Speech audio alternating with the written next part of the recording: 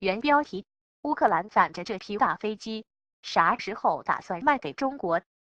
大家都知道，目前世界上最大的战略运输机安富225是乌克兰安东诺夫设计局的作品。该机型到目前为止只造出了一架，而且也归属乌克兰所有。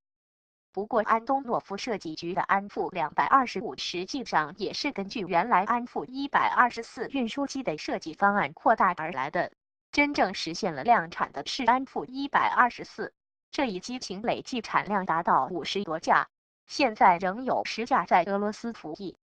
尽管现在俄罗斯和乌克兰都有能力生产安富124，但是俄罗斯还能用这些运输机进行一些运输工作，而乌克兰对于安富124战略运输机的使用需求其实并不大。有资料显示，目前安东诺夫设计局还拥有7架安富124战略运输机，不过这些安富124运输机并没有处于使用状态。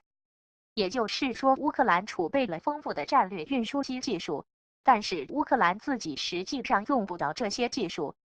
安富124战略运输机是一种最大起飞重量超过400吨的大型战略运输机，这种运输机的有效载客可达150吨，其战略投送能力超过了美制 C5银河运输机。